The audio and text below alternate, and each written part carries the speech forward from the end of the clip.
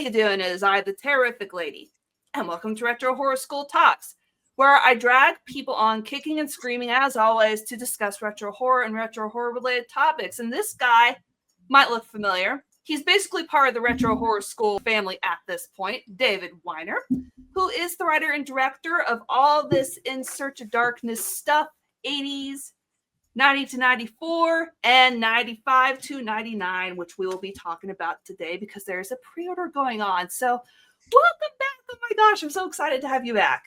Yeah, you know what? I think you drag most people kicking and screaming, but I willfully come back time and time again. So you're doing something right, Brandy. Yeah, he's just saying that. The check needs to be in the mail. No. Kidding. Yeah.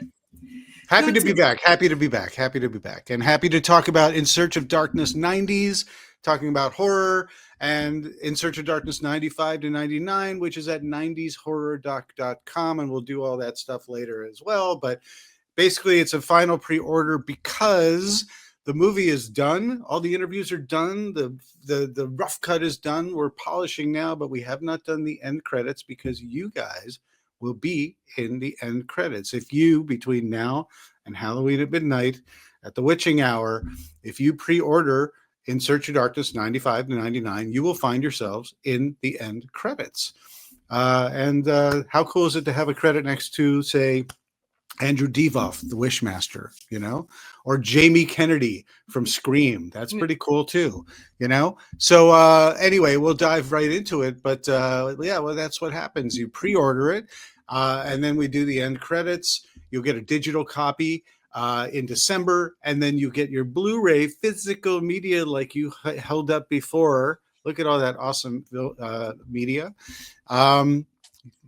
That comes, I think we make, manufacture, distribute that. I believe that'll come out in January or February. So yeah, you get it pretty quickly. Nice.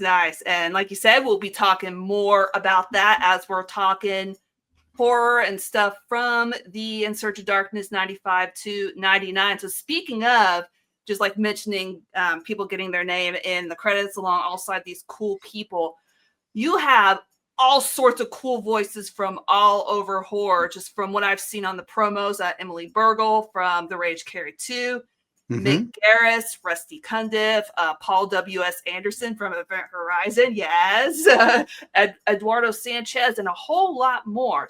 They're all going to bring different angles and perspectives to this documentary. So how do you make all these different angles and perspectives flow without them feeling scattered and all over the place? Well, that's a good question because for the uninitiated, for that one person in the corner of the room, I'm talking to you because I want you to feel included. Yes, you in the back. If you're not familiar with the In Search of Darkness documentaries, what we do is we take a decade, or at least with the 90s, we did half and half. But what we do is we take each year and we curate a number of films that we talk to the people who worked on it, whether it was front of the camera, behind the camera, or experts around the subject, whether they're an author or a journalist or just a really beloved celebrity who really loves this stuff. But you talk about these individual films, and then in between each year, we have a larger context chapter talking about the effects, the music, the heroes, the villains, the pop culture sort of setup to this whole era to create better context for why the films are the way they are and how they affected pop culture and conversely. And so in choosing these films, there's always more than you could actually fit in each year. So that's a very hard choice. But then once I've made these choices and I get the people who, like you mentioned, really represent these films and represent different aspects of this decade. You know, Paul W.S. Anderson. I just can't say that fast.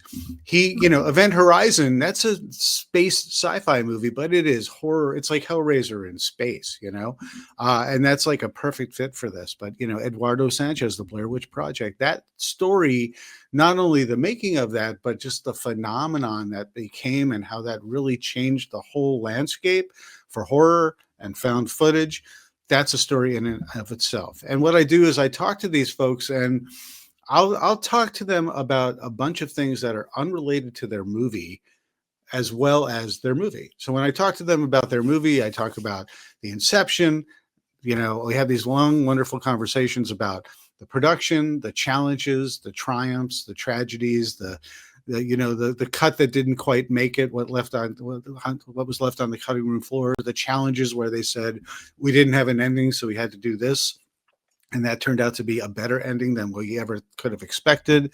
All sorts of amazing production stories. And then I get so much material that I can't quite even fit. But I like to sort of craft a tale that sort of reminds you what it's about, introduces the things that I discussed just then. And then some, how the film was received. And I kind of put this all together in a condensed script. But we also talk about things that are just unrelated to their movie, just what was it like in the 90s when, the millennium was rapidly approaching and, Y2K was just around the corner and there's like cults out there, the Branch Davidian and the Heaven's Gate cult. And, the news was saying, on one hand, it's Monica Lewinsky and OJ Simpson. And on the other hand, it's Y2K, you're going to lose all your money and planes are going to fall on your head. It was definitely an interesting time in the pop culture world, but also in just the real world. The internet was brand new. Everyone was getting on AOL and that. Oh God, that noise. It's so nostalgic. I remember that. But we all got, we were all started to talk to people on chat rooms, but there was the darkness of the chat rooms. I got to talk to D. Snyder about making Strangeland, and he'd get on AOL and he'd say, what if I impersonated someone else and I could see if I can get a girl to come to my house?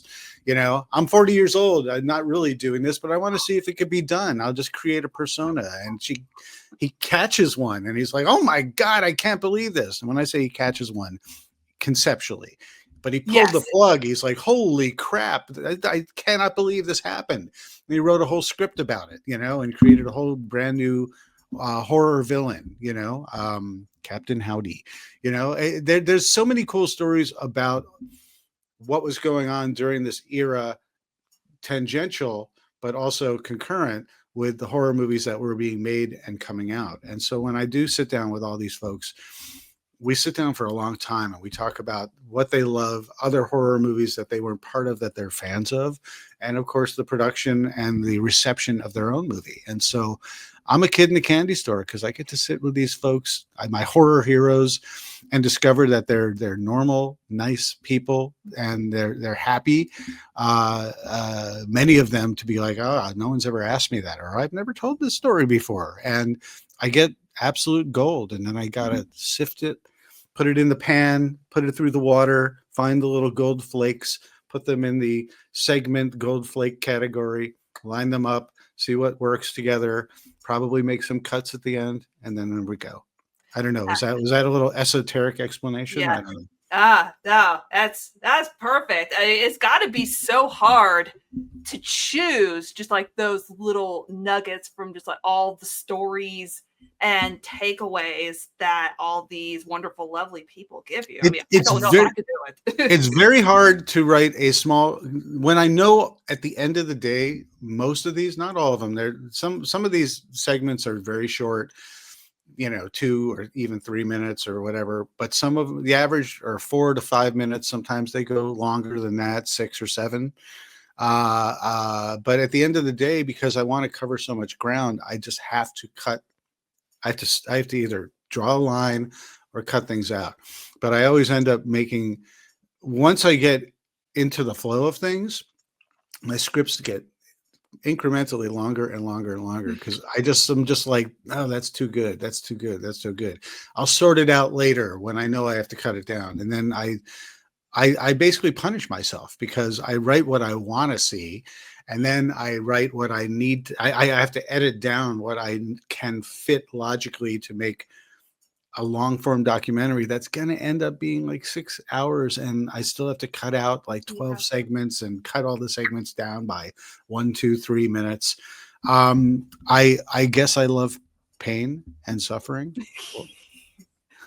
You fit right in Hellraiser, probably. Exactly. As an aside. No tears, please. It's a waste of It's a good suffering. suffering.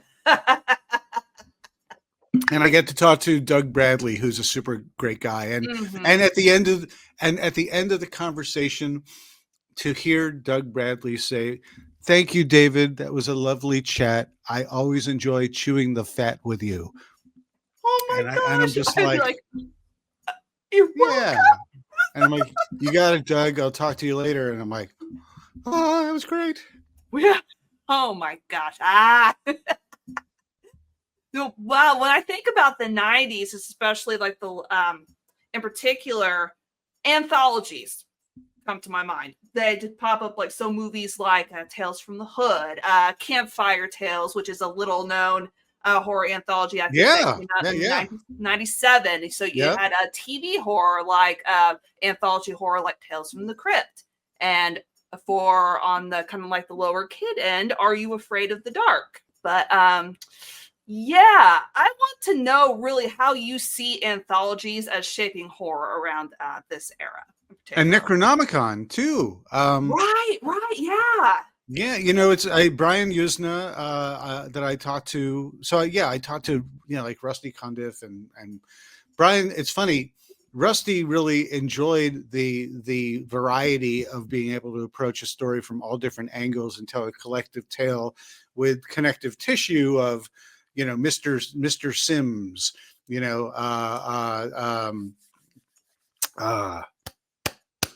Clarence Williams III, Link from the Mod Squad. Yes.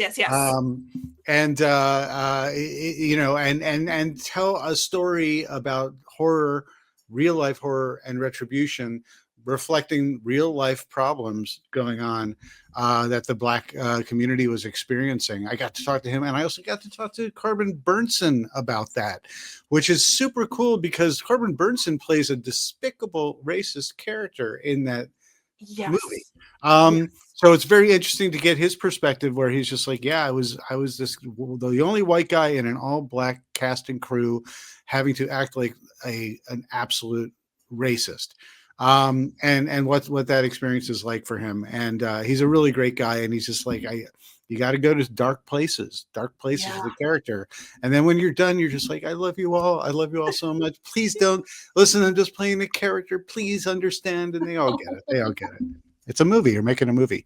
But sometimes you're covering some dark stuff. But I bring up Necronomicon because Brian Usna, that's a really good movie. And Brian Usna was just like, people don't like anthologies. They kind of like one story. That was his experience, because that movie was not received as well as he wanted it to be.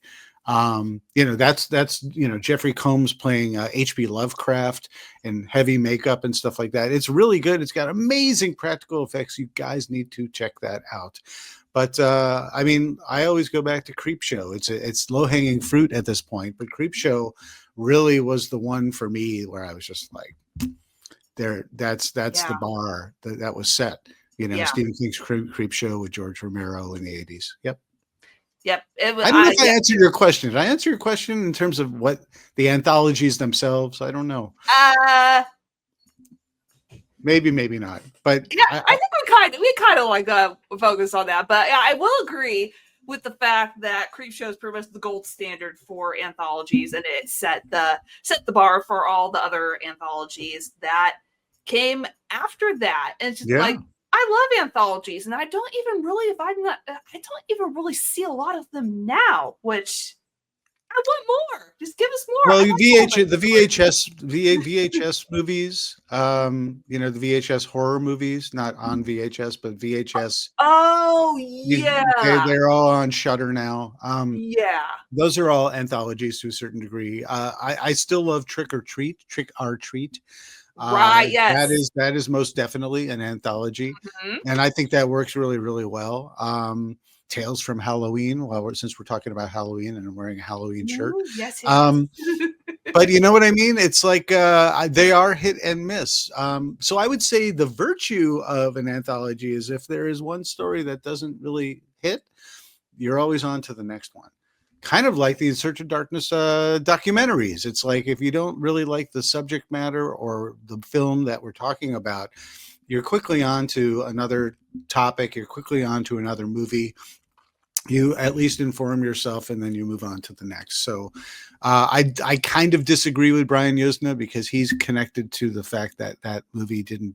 Yeah. He loved it. He thinks it's great, and he's right.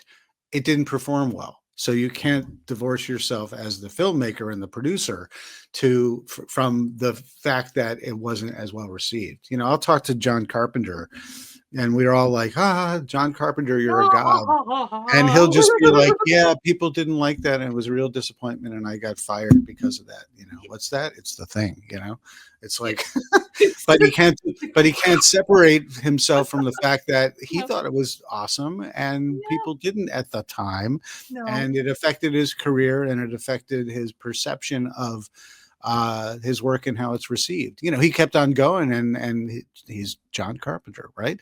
Yeah, but he's Carpenter. still a guy at the end of the day who's a sensitive, creative person putting his work out there for people to receive. And some things hit, some things don't. You know, anthologies, some parts hit, some parts don't.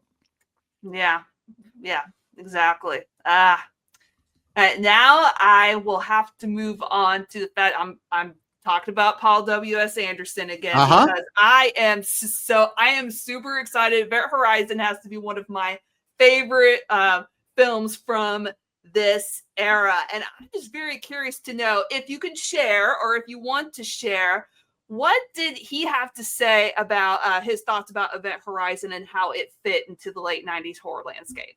Well, I loved chatting with Paul. I got to go to his house and hang out with him there. Beautiful house, really nice house. I was looking for Mila, but she wasn't around. But you know, but he was super welcoming and made me and Akte Ortabasi, my cameraman, made us feel right at home. And he gave a great interview. Very articulate guy, very candid and really friendly. I'm editing in my head what I want to reveal. He really talks all about, he said he was very green when he did. It wasn't his first film. You know, he had done Mortal Kombat, and that sort of gave him sort of a kind of a pick of the litter because he had a hit to sort of do something, what he wanted to do next. He did a small film called Shopping before that. That was his calling card. He actually told me something very interesting about Shopping, because we talk about in this documentary, one of the chapters is about the music, score versus soundtrack. So, you know, you've got the composed music, but you also have like all the needle drop music as well. And soundtracks, hit soundtracks were huge in the 90s. It was a real big deal. So it was kind of fun talking to him about that. And he actually said that he, excuse me, he basically got the financing for Shopping by lining up the soundtrack first, which is really kind of interesting. So he basically said, I will make this really cool movie to this hit soundtrack that will be assembled for this. And that's how he was able to get the budget to make Shopping, which is very cool. Mortal Kombat has a lot of stuff. He talks about that for Event Horizon, you know, Prodigy as well.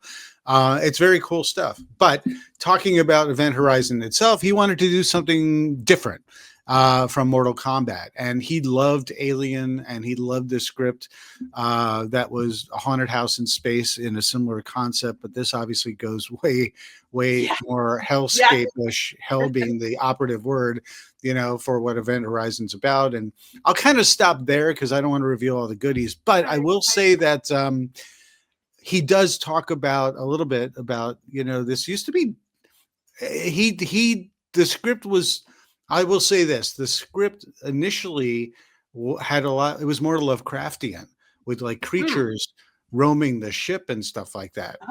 But he kind of felt like it was a little too alienish that way, and he wanted it to be more of a hell mindset in terms of that.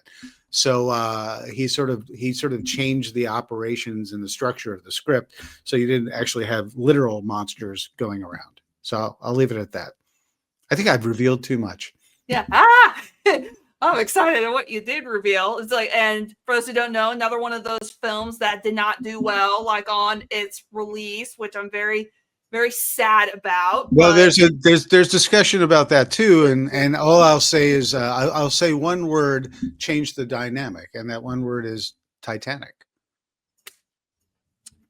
right. Titanic comes up a bunch of times in this documentary because James Cameron's Titanic, while it was being made and then when it was being released, it was a juggernaut. And even before it came out, it was the new James Cameron movie that was coming out. But because it took so long to make, studios were constantly juggling their release schedules to either fill the vacuum, because it wasn't like Paramount needed to fill the vacuum.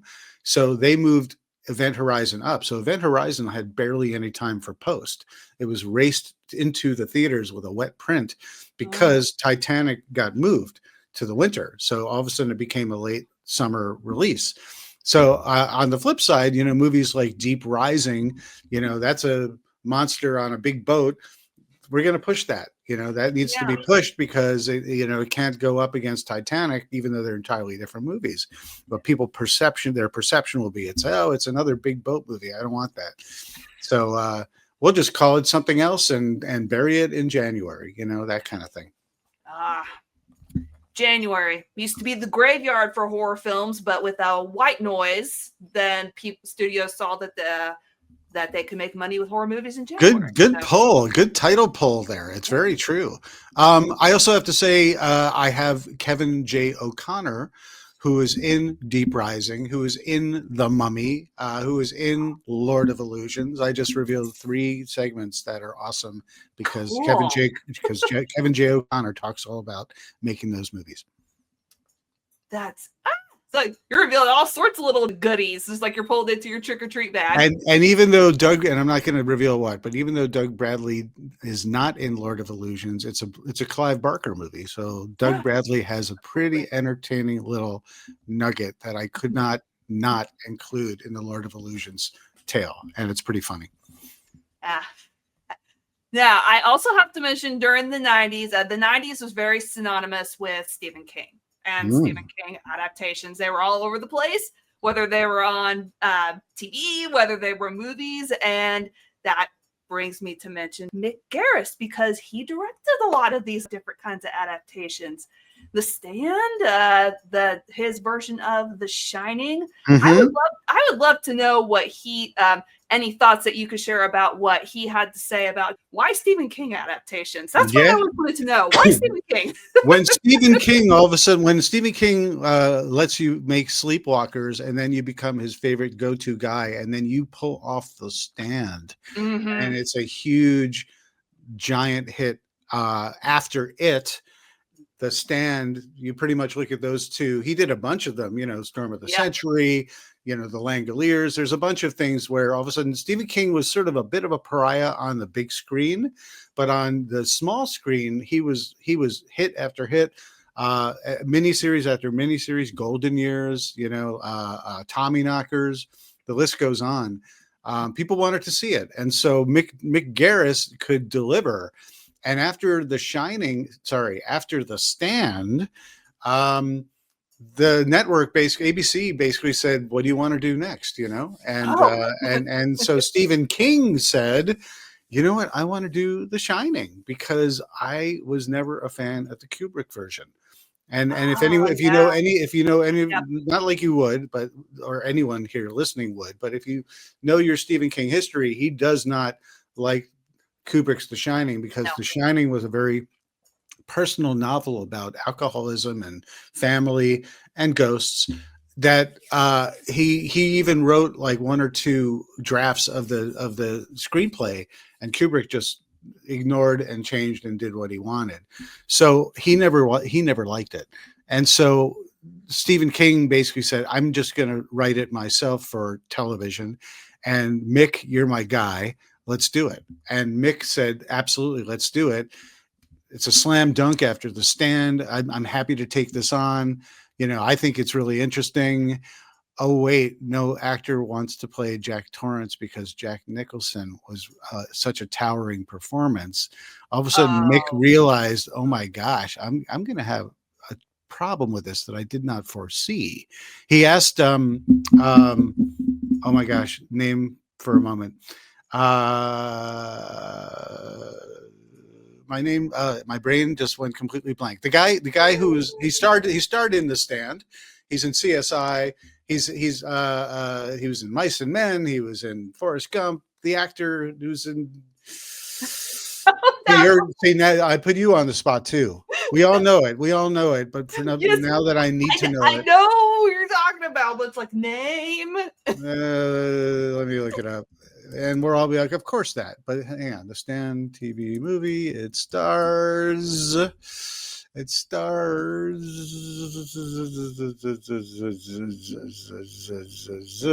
Sinise. So Yeah. he asked Gary. I'm not going to give everything away, but I will mention that he asked Gary Sinise to do it, to play Jack Torrance. Oh. And Gary Sinise said, Mick, I really appreciate you being asked, but I don't think I want to follow Jack Nicholson's performance.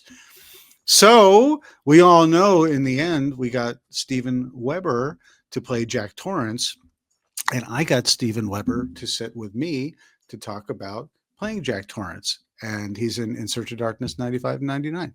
And it's a great tale talking with Mick and Steven Weber about this experience, and it's very cool, and you'll have to watch the documentary to know more, because I'm just spilling way too many beans here. Yes. I have that way about me. Mm-hmm. Like share what you want, Well, and then you're just it's just between us and everyone who's listening. Yeah, that's between us and the room and the other room and the people in the other room. And something else, speaking of, not speaking of, but the direct to video market, especially in the 90s. I mean, we saw it in the 80s with a lot of horror, but it had a big explosion in the 90s. Charles Band is a familiar name with that direct to video market, but there was an average of 6 direct to video movies coming out per week in the 90s, which blew my mind. It was streaming before streaming, technically. To interrupt you, I believe it because I remember it, and I had a whole mindset that I had to grapple with, where I was a bit of a snob back in the 90s, where I'd be like, well, it wasn't a theatrical release, so this can't be important. But inevitably the lure got me into many of these. Yeah, it's like you can find a lot of hidden gems in the direct-to-video market, and like all those movies that came out. Well, how is that important to the documentary and the story that you're telling in this documentary, the direct-to-video stuff? Because I know you touched on it in the 80s. Does it come up in the 90s? Yeah, absolutely. So if you watched because In Search of Darkness 90 to 94 is done, there it is. You're holding it in your hands.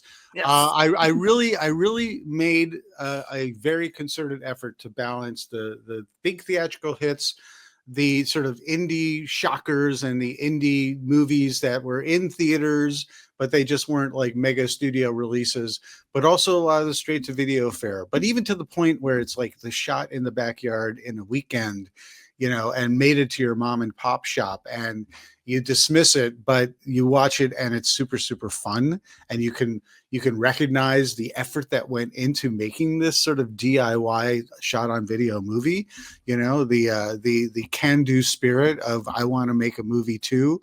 And so a lot of these things got released. I think back then I was a little more snobbish about it, but now I love that stuff. I really enjoyed bringing on Annie Choi, who is the co-author of a book called Bleeding Skull. It's also a website, and they champion these done in the weekend, low budget stuff. And I remember going by like Jacko or Jack Frost and seeing those things on the shelf and saying, yeah, I don't think so. But there was a lure, and then sooner or later I'd be like, all right, I got to watch these things. And I'd appreciate them and giggle and love them for what they had to offer. I have to freely admit, I did not get to Jack Frost until much later. All these people would champion it, and I'm just like, how good can come on, how good can it be? Then I watched it, and I was like, holy crap, this thing is so hilarious and so entertaining and so fun. Another one, Wendigo, or Frostbiter, Curse of the Wendigo, is so ridiculously bonkers. And it's Evil Dead bonkers. And it's like, Oh, get your friends to do it bonkers. And it's so good. So I happily include that in the mix, in both the first half and the second half, in these two parts of this whole 12 plus hour opus investigation journey of 90s horror. and It's 12 hours combined. So the new movie, sorry to interrupt. So the new movie's 6 hours. The last movie's 6 hours. Combined, it's 12 hours. And I just say and change because, you add credits and a little bit overage. It all kind of, it's a lot to chew on. A lot of bang for your buck. Yeah, you're getting a lot. So if it was a 12-hour documentary, I'd be like, oh my God, well, I'm going to clear out 12 hours of just like my schedule, and I'm just going to sit on my butt and watch it. That's how I. But I also have to mention, just like, I think you do a really good job, like in these documentaries, of balancing what's considered like mainstream, like say, for instance, a Scream, with something that's a little bit more experimental, like the Blair Witch Project. But can you talk just a little bit about how you balance mainstream and experimental type of films so all of them just get their fair due? Yeah, well, I like to put all this stuff on an even playing field, and the way I actually do it is that when all these movies within 1 year come out, I'm kind of, it's independent of my choice in terms of the order, because what I do, and I've chosen to do this ever since the first In Search of Darkness for the 80s, is that I go based on U.S. release date. And so it's theatrical release, or if it was straight to video, just the video release. Or if it was an international film and it didn't come into the US until much later, I use that country's first release. And I put that in basically the calendar of how things came out. And because I think it's important, to not show favorites and prioritize one thing over another, makes it a more even playing field. But it also allows to give a snapshot of, if you were there during that time, the kinds of movies that were coming out progressively over the year, and also what was being influenced by something else, or what was kind of similar to another thing. For example, sometimes unrelated but similar, you have a movie like in 1999, you have Stir of Echoes, and then you have, moments later, you've got 6 weeks later or whatnot. I know we froze for a second. 6 weeks later, you've got like The Sixth Sense. Yeah, I'm trying to get 6 out there. And the thing is, they both have little. One's Kevin Bacon, one's the M. Night Shyamalan with Bruce Willis. Mm-hmm. But what do they have in common? They have young kids who see dead people and talk to them. Yep.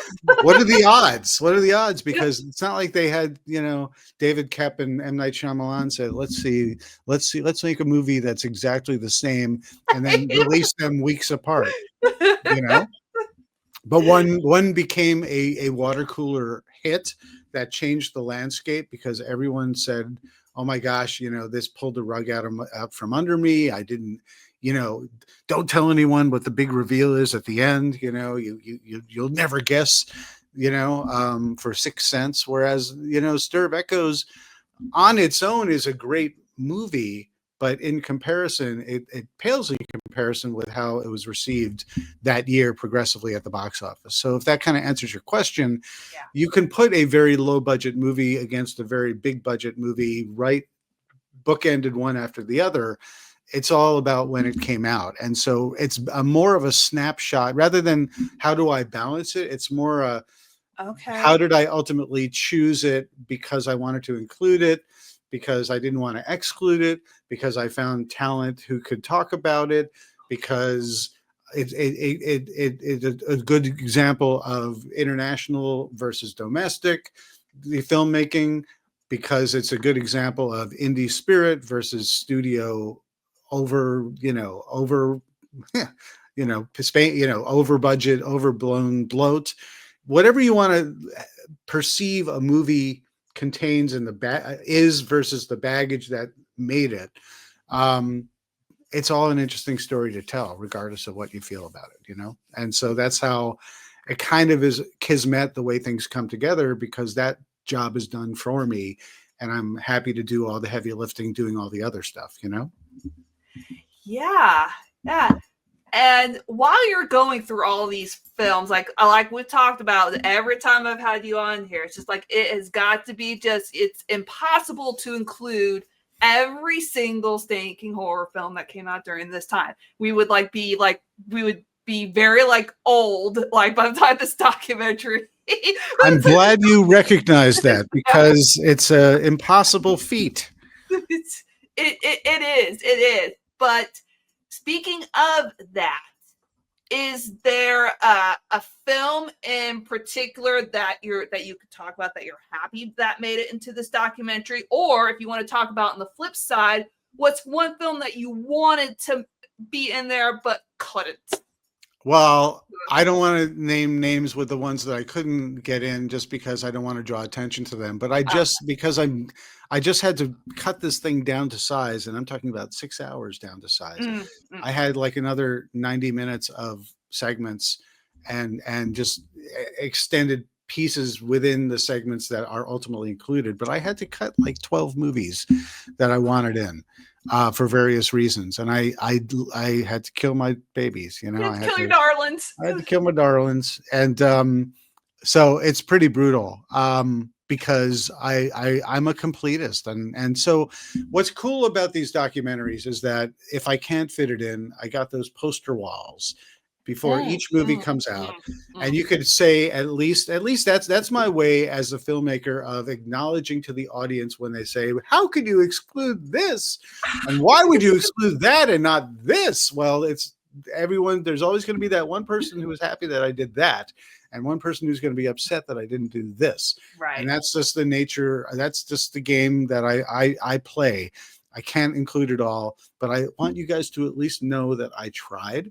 And if I couldn't get it in for all 1,000 different reasons, that an editor, not even a director, an editor has to go. It's like when you write something and then you edit all this stuff out, or before you even type a word, you edit all the things that you want to say versus what you actually do say. Huge amount of editing goes on in the creative process. And so when you're sitting in the comfort of your living room, holding your disc, happily saying, here we go.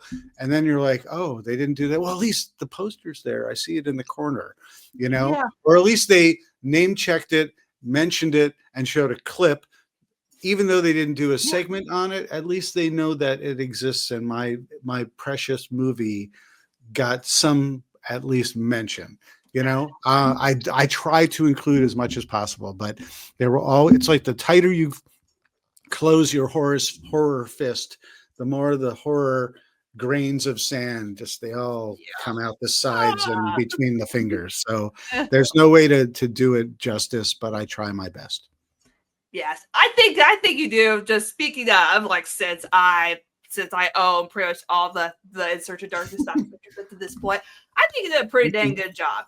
Thank you. I'm going to give you your flowers there. It's like everybody that's worked on it, everybody that's that shows up for interviews, like the editing, like the artists, everyone, y'all do a good job. So there's my own personal shout out to everybody. Thank you very much. And I want to expand on that and just say, listen, here I am talking about it. I am the writer, director, producer on it. I have an amazing team who works really, really, really hard at Creator VC. We're a very small team that puts this together. You know, shout out to Alex Townley, who is my editor. Samuel Way was my editor for the first 3. He's now doing the expanded, so Aliens expanded, and he's doing the Thing expanded now. I can't name everyone, but I should, and everyone works so hard on these. You know, Dream Invaders does the music and original soundtrack. Weary Pines did the first 3. Dream Invaders has now taken over and doing the 90s, does an amazing job. Dream Invaders is a duo out of Israel, believe it or not. Does an amazing, amazing, amazing job. You should check out their stuff. And I want to say that none of this happens if we don't have all the willing subjects who are saying, yeah, sure, I'll give this a try, or, oh, that sounds kind of fun. I'll happily sit down with you.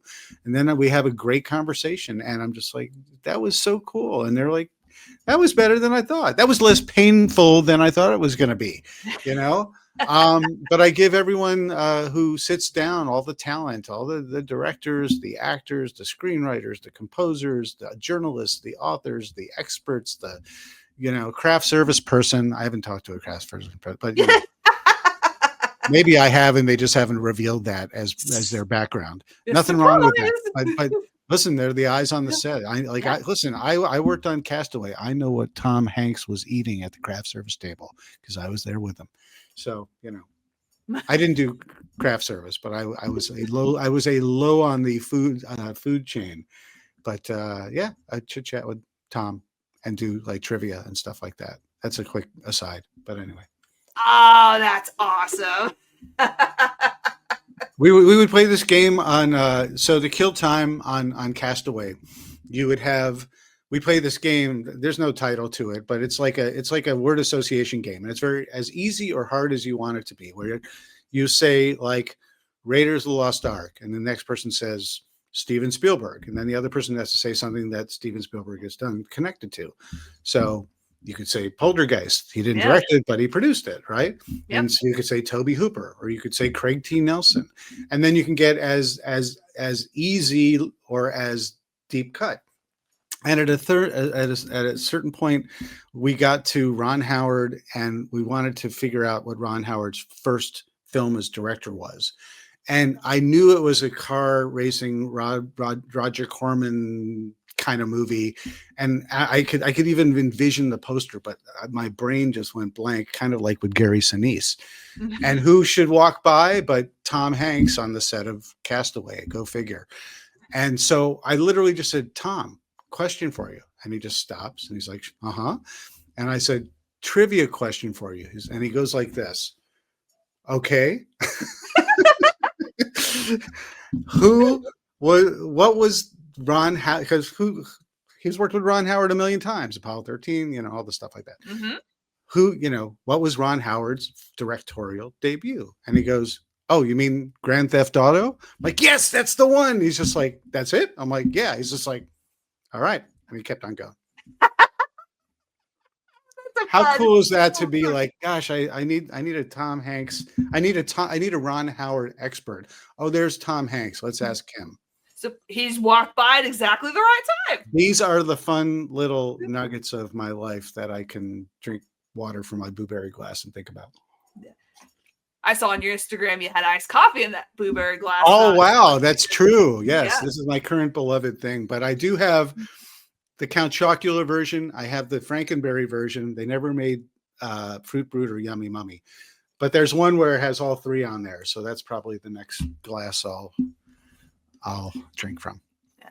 So speaking of like trivia questions, these aren't exactly trivia questions, but they are just kind of word association style questions. As I always do the retro lightning round at the end, near the end of every one of my shows. And you've done this, I think this is now like the third time that you've done this. So I'm going to ask you some questions related to late 90s horror stuff.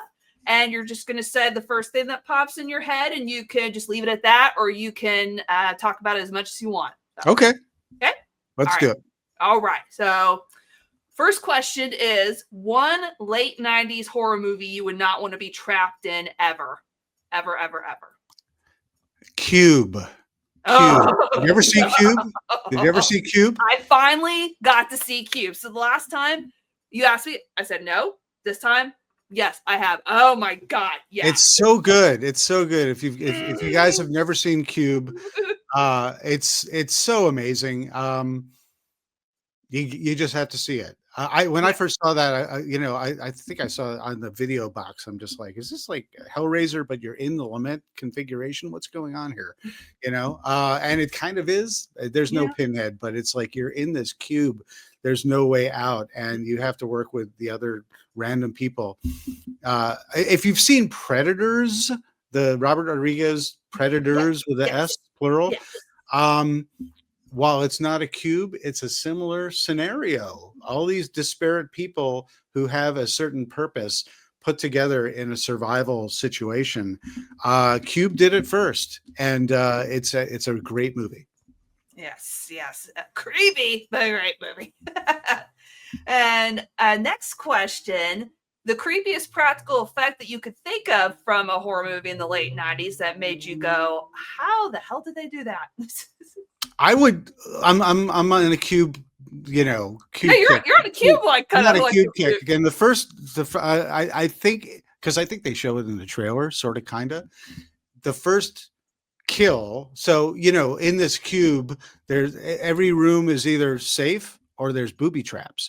And so, you got to pick who's going to go in first in the next room to try and escape the Cube. And then the opening, the cold open. So I don't think I'm revealing too much spoilers, is that, a guy gets literally cubed in the Cube. Yes. Sort of like vertical and horizontal slices through, and just so the blood drip, but then he falls apart into pieces. Cubes.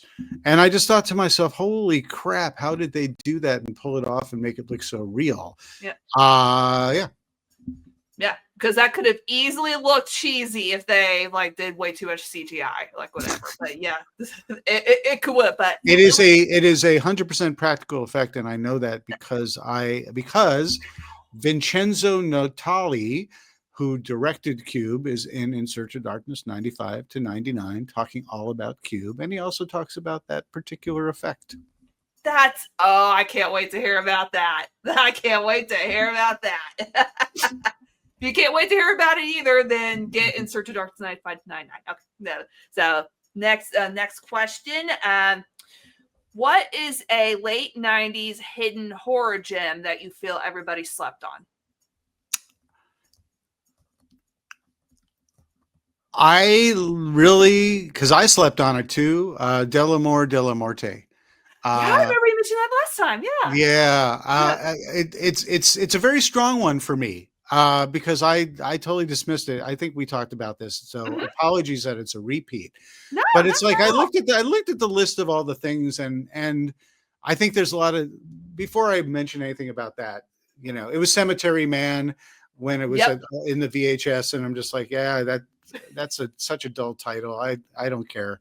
And then someone once said I'm repeating my story, but someone said, "Oh, you should check out this really cool Italian movie called Delamore Della Morte." And I'm like, "Absolutely!" And I popped it in. And I'm just like, it's Italian. Wait, this is Cemetery Man. Oh, it's amazing. Boy, I wish it wasn't marketed wrong to me. But there are so many great movies. I feel like I actually owe you. I owe you another title because I did talk about that. So I am going to choose. So many to choose from. Cube. No. Cube again. No. There are so many. I don't know. There's so many good ones. I think Strangeland is a good one. Strangeland kind of came and went. Strangeland is Dee Snider. Dee Snider playing this really dark villain named Captain Howdy. He captures people. He lures them on the internet. He stars in it. He also wrote it. And guess what? He's in my documentary talking about it. Dee Snider of Twisted Sister. Super guy, super friendly guy, super energetic and great storyteller. But that movie, he thought he was really rewriting horror and going back to basics with a villain that you're not rooting for, but that you hate. You love to hate. With this Captain Howdy character, which was into, ritual torture and all that kind of stuff like that. It's really, really dark. He thought he had something really special, and he does, but yes, it was a thud at the box office because people weren't ready. He was sort of a torture porn ahead of the curve of the Hostels and the Saws. Yep. And people weren't quite ready for it, but he actually says in my documentary, even though it sort of, arrived with a thud at the box office, the likes of, Eli Roth and they just saw this and they sort of took inspiration for it. And they said, audience wasn't ready for it, but I can, Yeah. Someone's always got to come first. till I play the groundwork. So yeah, I'll drop that one as I think one that people should check out. There we go. There we go. Okay, then the last retro lightning round question: what is the one horror hill that you would die on when it comes to this era of 95 to 99?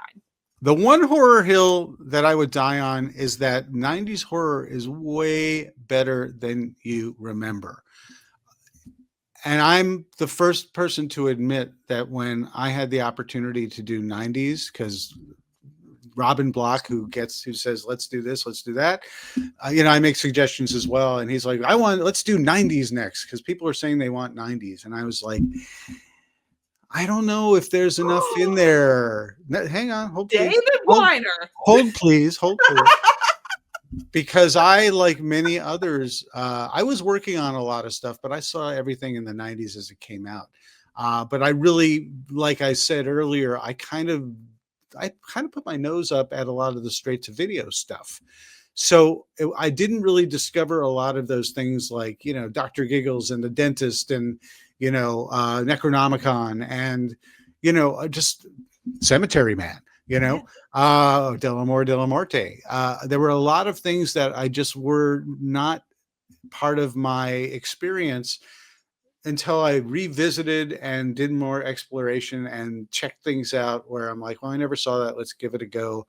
And I realized the absolute treasure trove that the 90s had to offer. But the 90s gets a bad rap because a lot of people memory hole it. A lot of people think, well, gosh, after the 80s stole the spotlight, gosh, what was there? Well, maybe Silence of the Lambs, but is that even horror? Maybe it's a thriller. I don't know. Some people have that kind of conversation, but then they're like, well, Scream, that stole the thunder. That was a big deal. Blair Witch Project. Yeah. But I don't know. I can't remember. Dusk Till Dawn, maybe. The more you think about it, the more there's more. But then when you really pay attention, you realize there's a huge amount of stuff and an interesting story about horror trying to evolve, but also find its footing and also cater to the carryovers of the 80s and the icons and the villains, but also create brand new memorable villains for the 90s, tell different stories, get a little grittier, get a little more creative. There's so much story to be told for this decade. I think that is ultimately the hill that I have to die on because I devoted a 12-hour documentary to it and I stand by it. That is a great hill to die on, and I will die on that hill just right along with you. We'll just go to the top and plant that flag. So, as always, it is such a blast to have you on here. It's like you can come back like for the 5th, 6th, 7th time, whatever like In Search of Darkness is that you're going to be doing. You just come back whenever you want. And we will chew the fat like a Thank you. So, chew the fat. I enjoy chewing the fat. I appreciate you giving a platform to these documentaries, and here's the pitch, the end of the pod pitch. Yes. But everyone go to 90s horror doc 90s 90shorrordoc.com between now, October 7th through October 31st, and you get your name in the credits alongside the likes of Andrew Devoff and Eduardo Sanchez and Emily Burgle. We didn't even talk about how great Emily Burgle's conversation about, I got to say, what a great conversation we had. Yeah. Talk about, okay, I'm going to add to my answer for the underrated, The Rage, Carrie 2. Yes. That movie, I think, suffered, and I was a guilty party at the time.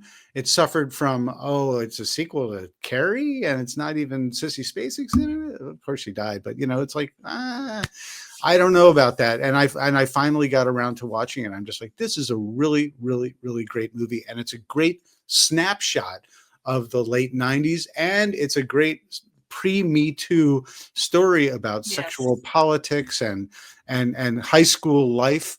It's all based on the real story of the Spur Posse, which was a real deal. You got to look it up, but sort of toxic masculinity. So much cool stuff, so many cool topics, and so well done. Emily Burgle's first movie, she'd done stage work, but that was her first film, and she knocks it out of the park. Yeah, she killed it. telekinetic. She killed literally and physically. Yeah. And anyway, so go to 90shorrordoc.com between now and Halloween night at midnight. So you can pre-order, get your name in the credits, get all the other cool swag. You can see all the people who were in the movie. You can see the awesome trailer that we've got. It's a 5-minute trailer that we've got. It's really, really, really fun. And if you go to 80s Horror Doc in terms of our socials, so Facebook, Twitter, X, Instagram, we'll have little snippets from the movie that you'll get to see all the stuff that's going on, all the cool things that we talk about, and get your name in the credits and all that stuff like that. And so, but I really want to, this time around, we have our standbys, we have our backers, we have people who love this stuff, but it's so important for us to reach a brand new audience. Not everyone has heard about In Search of Darkness. So if you love this stuff, or you're interested in this stuff, or if Brandy, the Terrorific lady, says go and do and get and check out because she knows what's best. Yes, I do. Thank you. tell your friends and spread the good word, because ultimately word of mouth is really going to help us keep on doing this over and over and giving us permission to go back and do like In Search of Darkness 70s next, things like that. Yes, word of mouth is the best way. That's how I found out about Search of Darkness. Was I came in on the 80s, volume 3. So I was late to the party, but word of mouth, I can attest, is the best. So it's very powerful. I do not claim to think that everyone knows about this and it's great. And you got, who wouldn't know about it? There's always people that's great. who are interested, Yeah. All right. So everybody just remember, pre-order is going on now. So you go to 90shorrordoc.com, go to 80s Horror Doc everywhere on social media to keep up with everything and what's going on. And David, once again, thank you for coming on and chatting, and you're awesome. Oh, thanks. So are you. Likewise. Thank you. Best of luck on your upcoming convention panels. You're going to be awesome in that. And I think that's really cool that you're doing that kind of stuff, because you know your stuff. So I think that's wonderful for you. But thanks as always for having me on and for helping to spread the word. And it's always a pleasure. And happy spooky season, everybody. Happy spookies.